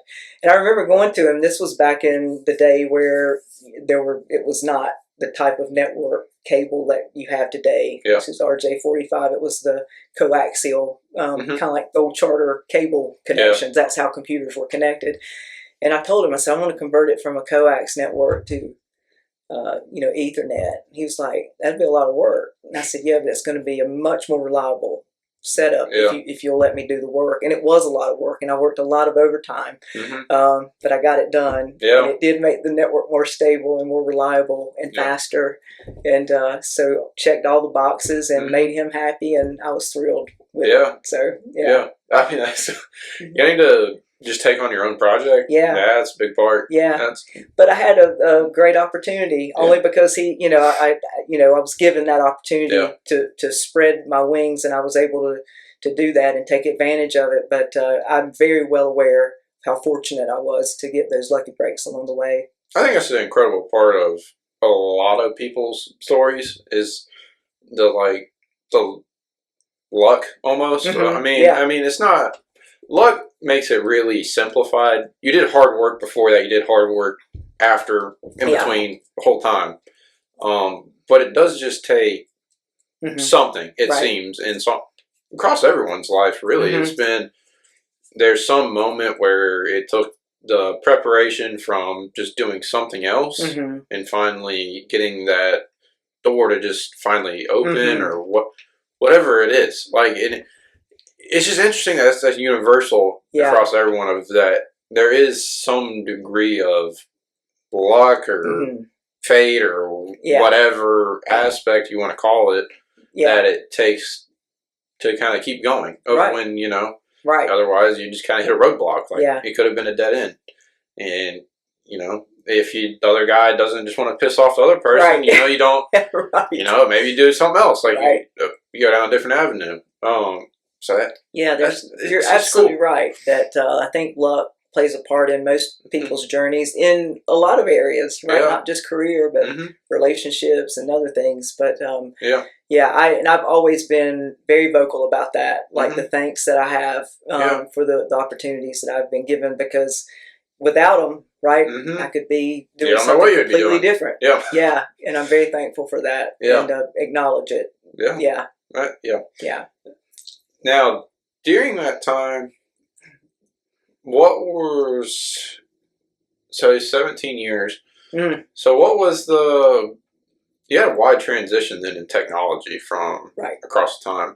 What was kind of, because you saw a lot a lot of change. Let me frame it for you. So when I joined that first, in my the job here in Greenville, when I first joined, I was help desk, which is probably the lowest position that you can have in an organization in IT.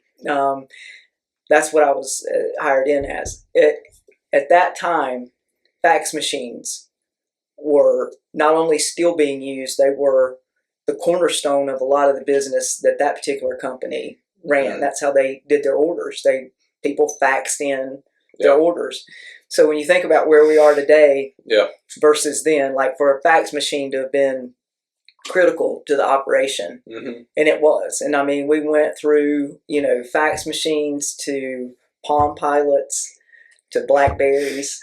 I mean, you're right. I saw really the emergence of PCs even becoming a standard thing. Like I can remember when I first got into IT at the computer shop, reading an article, and it said, in the next 25 to 30 years, everyone will have their own personal computer. Some households will have multiple computers and laptops. And I remember thinking, no way. There's no way in the world that's going to ever happen.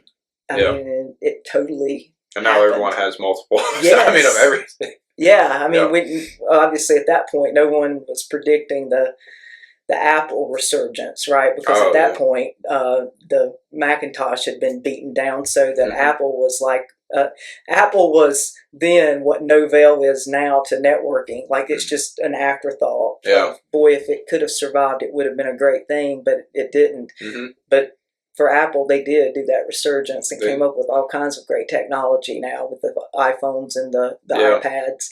Well, they really came up, the marketing idea, technology-wise, I don't know how much better they are or not. That, everyone has their preference, really.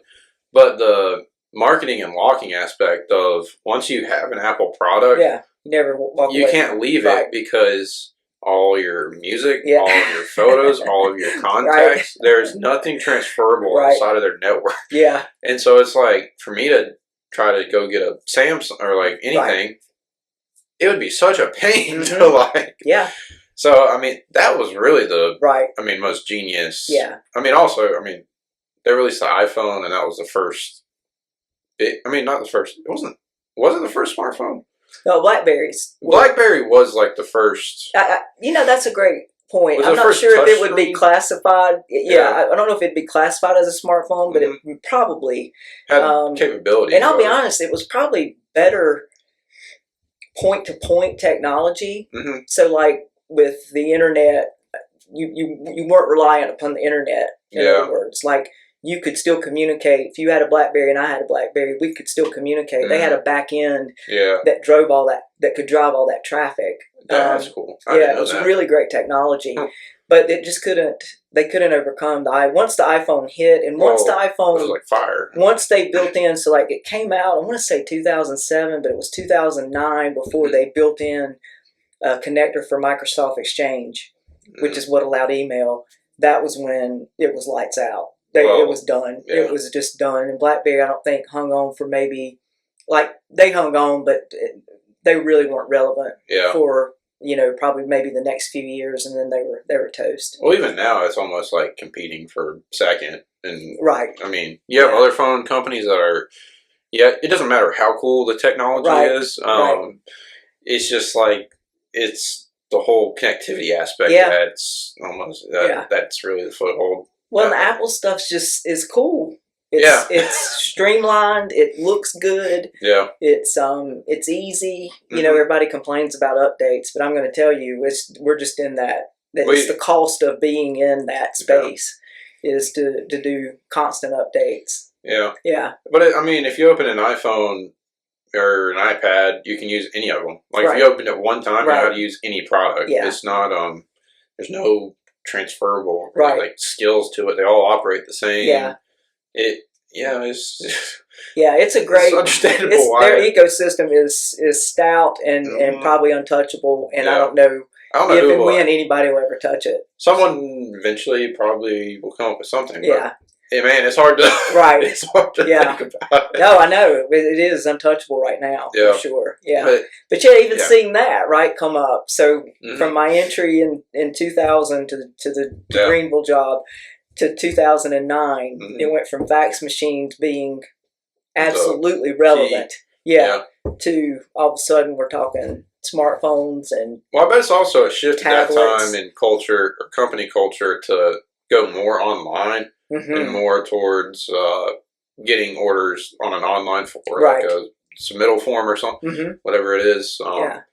So you're not only seeing the technology progress, it's also the shift in how things operate. Absolutely. And, I mean, so you think about the reliance on the internet. So even in 2000, the internet was definitely up and coming, but it wasn't like, it was just where websites lived. Yeah. Right. So it wasn't where companies did business. Yeah. Until a few years into the 2000s. And then, we were a smaller company, so it was probably more around like 2009, 2010. Yeah. But all of a sudden you're talking about using this vehicle to run your business. Yeah. And it's an amazing thing to have seen all of that just evolve into what it is now even. I mean, it's an amazing thing. And obviously with everything good, there's always going to be the flip side of the coin. And now you've got all the security issues. And but I've told numerous people the impact that I believe AI is going to have an exponential impact than what the internet has. So if you think about what the internet offered to individuals and to business and where we're at today, I think AI is going to like exponentially impact. I'm so glad you brought this up because I was wanting to ask you about that. Because it is, with IT, I was like, AI is a massive conversation. So your thought is going to take off in a sense of how businesses run and operate. Yeah. I think it's going to have impact. It's just more of the fact of how do companies work with it. Right. Because a lot of the problem with it is companies want to make their own AI system. Right. Because you don't want confidential information going everywhere else. But the best part of AI is building off other information. Right. And so when you make it a confined, self-contained, right, you're not getting the maximum benefit, and it's not going to work to the peak capability. Yeah. No, it'll still function. It's like, still going to be good, but it's not going to be. There's a reason ChatGPT and Copilot or whichever one you want to use, whichever you name, is going to be better than localized one. Right. So I don't know how fast of an impact it can have for that. Like, so the great thing is there are a multitude of jobs that can be done with that single large language model that they can use to be able to, for instance, write offer letters to candidates and rewrite HR policies or handle compliance reports. There are so many functions that if you've ever lived in a public company that is like in financial services, for instance, where there's all this very strict adherence to all these regulations and compliance and everything, it is a mountain of documentation. Yeah. So that kind of stuff, you're already like talking, it's going to knock that effort down to 25% because of AI development. So program development for application development. So we had a team of hundreds, right, who did nothing but code day in and day out. Now they got cut probably. Now you've got AI that you can run Python like that. Right. So there are a multitude of ways in which AI can contribute. But I think so Microsoft, for instance, will say to a company, we'll let you run Copilot and it'll just be your data. Yeah. Right.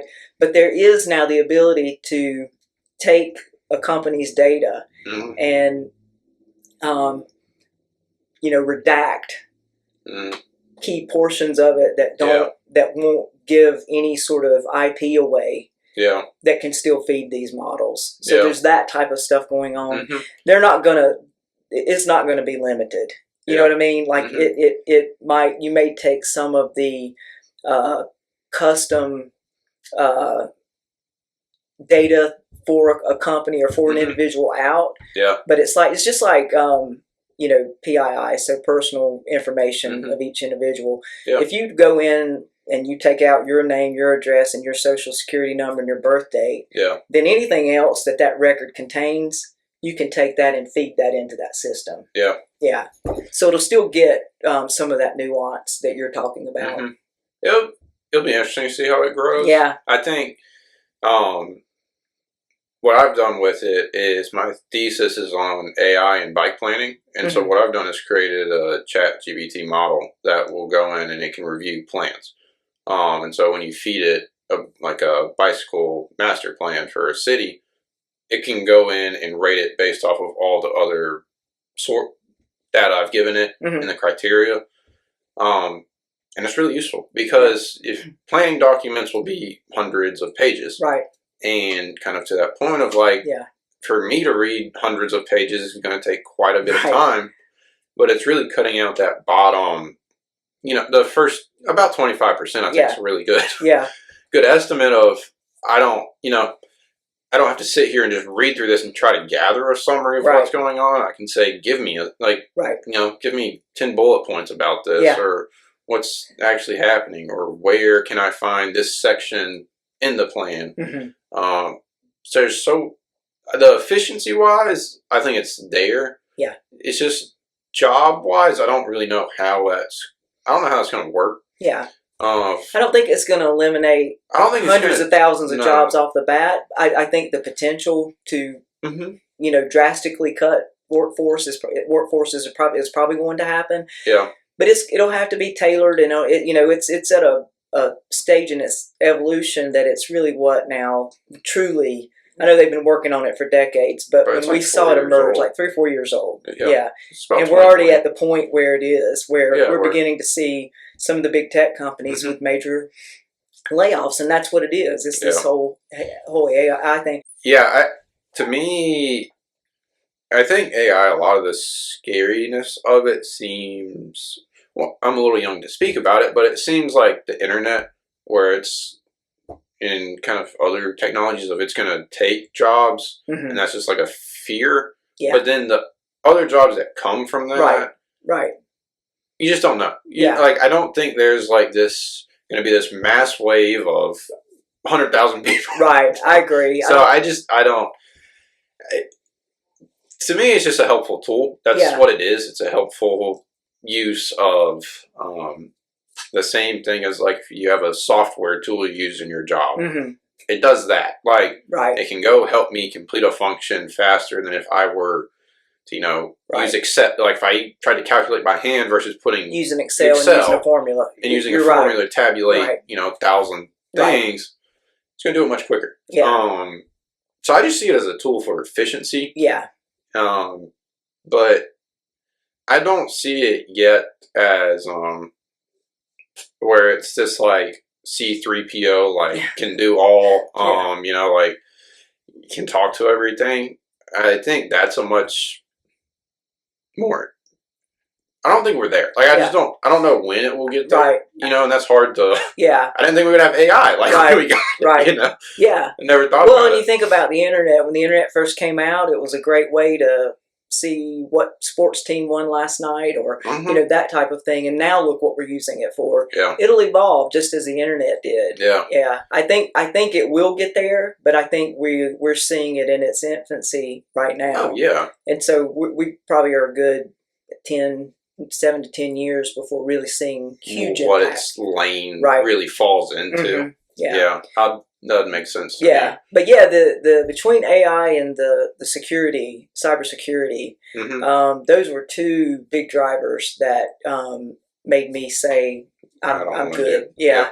It just introduces a lot of on infrastructures. It really creates a lot of work around trying to maintain individuals' laptops. Yeah.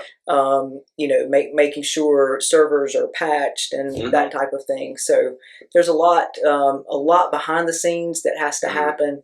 On the AI side, you've got a lot of restrictions that you have to put into place. Who can access what? Yeah. So there's a lot of building out that has to occur before some of that stuff becomes stable and solid. Yeah. Yeah. It's a new thing. Yeah, that we're all having to figure out a way. But I do think it's going to have an enormous impact. Yeah, good and bad. I think just like with anything else, it's it's got the potential to be an amazing tool used in a lot of the ways that you've described how you've used it. Yeah. But for businesses to scale that, use it on scale. So yeah, I think that I just don't see it as I don't know. I think it just has a role as a tool. Like that's just all I think of it as, and I'm sure eventually it's going to surpass that. But to me, right now, have you used like chat or any of them? Yeah. Okay. All right. I just wanted to ask for trying to be like. But for when you're using chat, it's like you have to ask prompts and you have to be pretty specific on what you want out. Otherwise, you'll get kind of generalized responses, or you might get it might not understand what you're asking even. And so to me, it's just not going to be able to take jobs until it can do those functions like correctly, 95% of the time or whatever that. Yeah. Acceptable. That's another what's an acceptable amount of factual correctness? Yeah. That's a fun topic. Yeah. No, I think that's the exact kind of thing what I did not want to have to deal with. Right. But that's another one because it's like, is 80% of the time be correct a good amount? Is it 90? Does it need to be 100? Like, what's the range we're looking out here? And then to me, it's always like, what's the amount of times that like a human's right? Like on average, like. What's our percent? Yeah, I mean, shouldn't we just be batting for about equal? Right. I mean, but everyone has their own opinion on that. Yeah. It's not an easy, Right. No, it's one of those things. There were those discussions, and before those types of discussions were happening, and I just was like, oh my goodness, this is going to be like reinventing the wheel. Yeah. In a lot of regards, and I'm just like, I don't know if I have the patience or the energy to. No, because I imagine that'd be a lot to kind of take on. In a sense of like. Well, and then you get you have to learn it all, like really truly understand how does this function. Yeah. And then how do I do whatever whatever the project is like, or how do I try to apply this? And it's not like. The same as building off of, I'm trying to figure out Ethernet, it's just this brand new, out of the air, like technology. Right. And a lot of people are, ready to go set, right? So they take off down a path, and then now we've got to go back, and then we're going to go down this path. Oh, now we're going to come back. Oh, and it just, like I could already see the writing on the wall of how much work it was going to create for, the teams that I was managing, and I was like, oof, no. Yeah, that's not. I made it through the internet, and that was a fantastic time to get in, and I loved every second, or most seconds of it. Most time. Right. But yeah, to go through this, and particularly with the security, I think security is one of those things that unless you're in it and breathe it, you don't get the level of overhead that it puts on companies. It is a massive undertaking now, with not just the making sure everything's patched, but also making sure everything's blocked that needs to be, and keeping potential hackers out and things of that nature. Like it's massive. Very complexity just keeps increasing. Yeah, and that's the thing. It's not going to go away, right? That's only going to get, the more technologies that's introduced, the more that's going to be. It's probably only 100% safe tech job. Turned off. Yeah. That's what we always say, like, if you want us to get those numbers to 100%, let's turn off everything. Yeah. Yeah, that's the only way. That's the only way to do it. Something of maybe there was something about a fax machine. Well, something to be said for the simpler times. Good place to stop there. Sometimes. Yeah, that would have been all right. Would have been all right. Just cut it off. Yeah. But it is cool that you got to see rapid change, and you got to experience it all, and you had a positive, takeaway from, like, for sure. Had a good career. Mm-hmm. That's what Yeah. That's pretty good marker of success. I mean, part of the reason in the deciding to the timing of the retirement, one of the things was, I know Jordan came back for a little bit, but it was like go out on top, like MJ did, and you don't want to go play for the Wizards. Yeah, unless I need health insurance. Yeah. It might be tough. but it was good to land, to have that final landing spot be such a positive experience, and it was. I had a fantastic manager, great company that was very appreciative of the work the team and I did, and I was like, this is it. This is the gold standard, and now it's probably the time to exit. So that's a good. I mean, that's something you have to realize too. It's almost like no one wanted to hang him up. Yeah. I mean, you see a lot of sports players that you don't know the time. Yeah. When you start seeing things that you don't want to face down, and this between the security and the AI, and then another component of corporate America right now is outsourcing, and how much you're going to allow third parties to do for you, and so that was a big element, making its way into the IT realm, and Curious part of your job, remote working. Did you always have that, or was that like a post-COVID kind of just? Yeah, interesting. Post-COVID. Okay. Yeah, so I had generally always been sort of geographically locked into roles in the upstate of South Carolina, and there aren't a lot of high-level IT roles in the upstate of South Carolina, in particularly Greenville. There aren't a lot of headquarters here for large companies, whether they're private or public. But it was really an interesting transition, because after COVID and when the remote work became a reality for everyone, all of a sudden I was in demand, and I had never experienced anything like that before. And that's another thing, like when I talk about all the breaks, the lucky breaks I had along the way, who would have ever thought, that a global pandemic would be something that would benefit me, but it most certainly did. I've never ever seen the interest in me as an employee as I saw during that time. It was almost like I didn't even know how to handle it.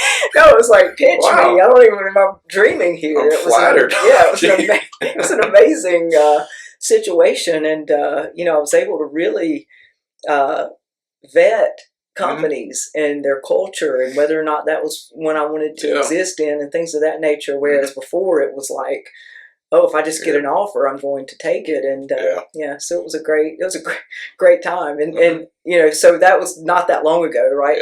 5-6 years ago. So it again fed into that decision of maybe now's the right time. Did you like the remote aspect, or did you like kind of iffy on it? For me, it worked. I think particularly for my last role, if I hadn't had to travel to headquarters once a month, if it had been once a quarter, which I understand they've changed now to that. So, but if it had been once a quarter, I think that it would have been even better. It worked well for me because I'm a self-starter and I'm driven, and I don't need someone standing over me to say, have you done this yet? And that type of thing. I enjoyed the interaction, and so one of the biggest differences I saw was what used to be a 5-minute discussion in the hall, on the way to the restroom, would turn into a 30-minute Zoom or Teams call. And so the time that you saved not having to commute was sometimes gobbled up by those types of things. But I enjoy interacting with people, and the same thing you were talking about when we were talking about you doing these podcasts is I enjoy having that face-to-face time, and that being able to exclude all the noise and just focus on what you're doing in that moment. If it's talking with an employee or a colleague or whatever, then they have your undivided attention. There was something very beneficial for me in that, but I know how that didn't work that doesn't work for everyone. For me, it worked, and I enjoyed obviously not having to commute, and I enjoyed being able to interact and work alongside people from all over. Yeah. That was a lot of fun. But the time. The time that used to be 5 minutes and now 30 minutes, that was certainly a con. Yeah. And then I think that one of the biggest problems I had was separating. Okay. So did you you didn't do like an office or? I had an office, but it was still, I still had my phone and still took calls and still, checked email every probably 5 minutes or something crazy like that. But I think if I could have, but again, it's that we were talking about, I can be passionate about doing most anything.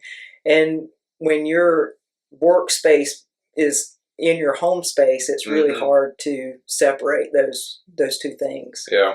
I think that's the biggest challenge for most people is how do I, where's my cutoff almost of like like, for me, it's always been like, trying to keep it in here. Yeah. Now some days it's like, all right, well, I'm drinking coffee on the couch, so I'm just gonna have my computer down here. Yeah. Because like, I don't really want to get up. Right. But most of the time it's like, all right, if I have something I really need to like, focus on, then I'll go up to here. Yeah. And that helps me at least kind of like, divide it from, because once it starts getting in, all right, I'm in the bed and I'm, typing on my computer, or I'm just on the kitchen table. Once it starts fluctuating to every room, I think that's when it gets hard to be like, you almost feel like constantly at work. Right. Because that's all you're thinking about. That's what it turned into. And I think for me, it was the first thing you said, where you're just sitting on the couch and you're just watching TV and you're not really into whatever it is you're watching. And you're like, run up, grab my laptop. There was this one report I just needed to finish up really quickly. Yeah. The next thing you know, 4 hours have passed. Yeah. And you've spent your entire evening working, and it just turned into that. So a bit of it was the nature of remote work, but a bit of it was me. Yeah. Yeah. And that's hard. It's a difficult thing because you want to do well and be there for whoever. Yeah. But where is like the boundary almost of like my time, that's exactly like, right. and that's becoming even more, just gets complicated more every year of right. You have emails, you have text messages, you have, once again, phone's constantly on you. It's always there. Someone can always text you. The one thing I do really like about being able is the time frame of when I want to work. Okay. If, I like being up, I'll get up, well, I don't really like, but I'll be up in the morning. I'm up at like 5, just every day. And so it's like, well, I can start working at home at like 5:30. Like, I can do my things and then have some calls, but, then I can get done at like 3:30, 4. And it's like, it's nice that you can, at least for kind of how ours work, is that you can, you have that time frame of, as long as I'm getting done what I need to get done. Yeah. It doesn't matter where I put the hours, just do it. Yeah. No, that's great. If that works out for you, enjoy it. I mean, it is. There's definitely some benefit, and it's more relaxed. I mean, I always felt more relaxed than having to, fight the traffic. I had a job once in downtown Greenville, and just the traffic, because we live in Greer, driving down there and back, that was just in and of itself a stressful thing. With 85 was at the time was when all the 385 and 85 construction was going on. It was a nightmare. Yeah. It's an absolute nightmare. So I get that. You enjoy it and while it works for you. And, but I if I was had it to do over again, I would try to build those boundaries for myself. But it really was my failure. It wasn't remote work's failure. It was my inability to put a solid boundary there and then maintain it. Yeah. So, I think the other interesting part is interactions. You don't have... It's hard for me to speak on because I've only seen it after so I've never been involved in a true office setting, so I don't really know. But to me, it seems like it was always pitched of these, random interactions you have with the boss or colleague or whoever else that you don't necessarily...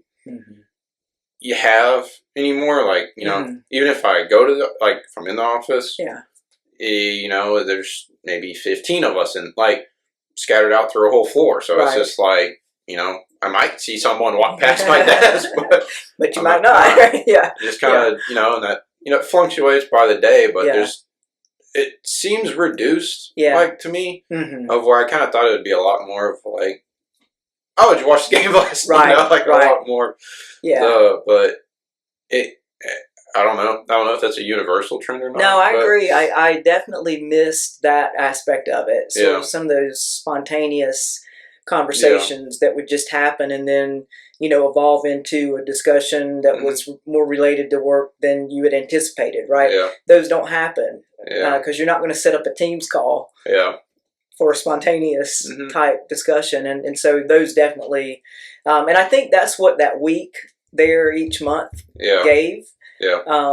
But again, for me, it was hard to balance because, when we were there for that week, it was from 6 a.m. till usually 11 p.m. All day, the whole entire week. And then you come home, you're behind. Yeah. Even though you've worked in all those hours, you've had all those conversations, but it was that FaceTime. And some people just have to have that. There were several people in the C-suite that, you could try to set up a Teams call with them, but it was way more productive to just wait and see them that week and have that face-to-face because there's just something about that appealed to them more. Yeah. I think there's also something in thinking, at least personally, like processing-wise, when I'm talking to you versus the screen. There's something about the just thought process of more... I don't know, more neurons firing or something, but like, there's more. I don't know. It just seems a little bit more beneficial. But I don't know. I mean, there's pluses and minuses to all of it. There absolutely are. Like I remember I was just reflecting on one meeting. This was towards the end, and it was a really tense situation that was going on, and everyone's like, you can tell, like, super stressed, and like everyone's face on the screen is like super, and like all of a sudden one of the lady's dogs like jumps up and there's this sort of personal component to the remote work that you don't get in the office that I actually enjoyed. Like, I enjoyed seeing how people's area was set up, things of that nature. So I think you're right. I think there's a laundry list on both sides, pros and cons. I think it's very much just a personal what works best for you. Yeah. I like hybrid the most. Yeah. I like going to the office some days, and I like being here some days. Yeah. Like, it's nice on Friday when I'm here. Yeah. Or like, whatever. I think the thing we talked about the other time was like when you're just a little ill, like you have a headache or you have, stomach bug. Right. It's like, I don't want to go to the office, but I don't need to take like, the day off. PTO, the day off. It's nice that you can kind of just be like, all right, I'll stay home and I can still do whatever I need to do. Yeah.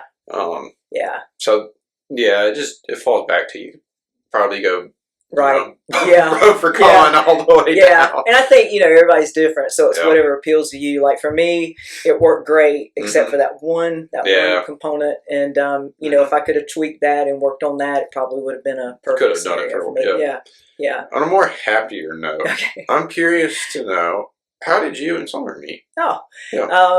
Believe it or not, at our ages, this is pretty probably unique, or a little unusual, is we were set up on a blind date. Really? Yes. That's so cool. I know, right? I mean, there was, nothing about a bar or anything, no drunken night or anything. Yeah. It was a friend of ours that had been friends with Summer for a really long time. They used to work together at Verizon. Yeah. And I knew her just from being in Greenville and running in circles. And the thing that made her think that we would hit it off was she was at my house. She was an interior designer. And I had just moved into a new house, and I had her over just to give me some ideas. And I said, hey, while you're here, I was on my lunch break from work. I'm like, I need to heat up something to eat real quick. And I got some edamame out of the freezer and heated it up. And then I got Bragg's amino acids. It tastes like soy sauce. So I was putting that on, and she said, oh my gosh, you eat like that too. And I was like, what do you mean? And she said, I've got to introduce you to my friend Summer. She eats like that. She eats stuff like that. So our whole thing was based on the fact that we eat edamame and Bragg's. So, somewhere there's a Bragg's commercial, I'm sure. Yeah. It was great. Need to go like a sponsorship for right. Yeah. Something nice. That's was really cool. Yeah. That's that's fun. Yeah. Once again, I know, it's just one of those never known, right? The Braggs was the thing. How about you and Keely? How did you guys meet? We met in our anatomy class. Okay, high school. High school. Okay. And from my side of the story, she was staring at me for the first week or so. She claimed she was looking at her friend, but I won't ever truly believe that. And then after that, I got a concussion, and she helped me with my homework, and we just started hanging out after that, and it kind of just became just never left each other after that. That's point. Awesome. Yeah. But yeah, it started from her just being there. How did you get a concussion? It's a stupid story. So, I think you've been to our house, but so on the driveway where that kind of curb is, it had iced over, and so I parked right beside it, and so I stepped out of my car door and I slipped, and I pulled the car door straight into my head, and just it went out. So it's not like a cool story. Right? Did you lose consciousness? I went down to the ground. I don't think I ever. Okay. I couldn't tell you if I went out or not because you don't have. I have no the idea. Time frame. Yeah. But yeah, it went like I remember going down, and I was like, "Oh, that's not good." Yeah. But yeah, so not a cool story. How did Keely end up helping you with homework from your concussion? Well, she was basically doing it. It wasn't really helping it, but she was there. She would come over, and she'd be like, "Here's this," and I was like, "I'm not really in the capability of doing it," so she would just do it for you. Yeah. But yeah, so it just bonding after that. She called me, I was concussion boy for a while. But yeah, it was fun. And then eventually we'd go to her house. Her mom baked. She loved to bake. So I love that. Because, Julie, she's not. Her baking's getting like, the vegan, mix with like the diet icing, and it's like, all right, okay, that is what it is. But yeah, so I loved going over there, and her mom made stuff. We'd hang out there. That was really just we hung out constantly. And it just really kicked it off from there. And how you guys enjoy married life? Loving it. It's does it seem different, or is it just? What I say is the day we got married felt different. That day truly, I would believe there's something about it when we walked up there. It really felt like a uniting almost. There's something that I don't have an explanation for the feeling. I mean, I would say like extreme joy, I guess, or I don't know. But there's just something about it that's extremely powerful. Right. And that day was that day, and like. Then after that, it's been like we're together. Like we're just there's never been a thought of. There's never been like a different. I don't know. There's it's like I'm always glad to see you. Like, right. But yeah, I don't. It's just fun. It's fun. When you come home. It's nice to have someone there for you. I mean, you're there for each other. You're connected. It's just not. I don't know. I don't have the facilities to explain it yet. But someday maybe I'll have a better explanation. No, I get that. I get exactly what you're saying. There's something about going through the ritual of the ceremony, right? That sort of formalizes it, and there is. You're in front of all your loved ones, and we were absolutely honored to be there and to see it, and to see your face when she was, I could cry right now thinking about it. It was really a very cool experience. So it is a great experience, and that's another part of this. In our vows, we had our village is truly apart. We want everyone. We invited everyone there for a reason. Like it's not a. We didn't have anyone there that I was like, a pity invite or like, right. like everyone truly. We wanted everyone there because they're meaningful to us, and that's, it's a special part. That's a special part of it. Of everyone you're close with and everyone she's close with, and crossing of parties, and it's a phenomenal time. It was awesome. It was a great the entire, from the beginning to till we left after during the dance. You all had just all gone out onto the dance floor, and we were like, okay, they're about to turn it up now. So we had a long drive. We had to get home, but it was fantastic. It was a really great experience, and you could feel the closeness of both families, and I think we didn't mean to, but we sat on Keely's side, and but it was great because we were around. We could see her family, and it was great. Everything about it was wonderful. So you guys should be very proud of it and feel good about it. We're super happy with it. Yeah, that's great. One last question that I think I like to ask people to put them on the spot. What, just kind of looking back, what's one kind of key, maybe big takeaway, big piece of advice, anything you would give to just kind of be some guidance on anything? It doesn't have to be a super memorable quote or anything, but just what's something you can take away? Yeah.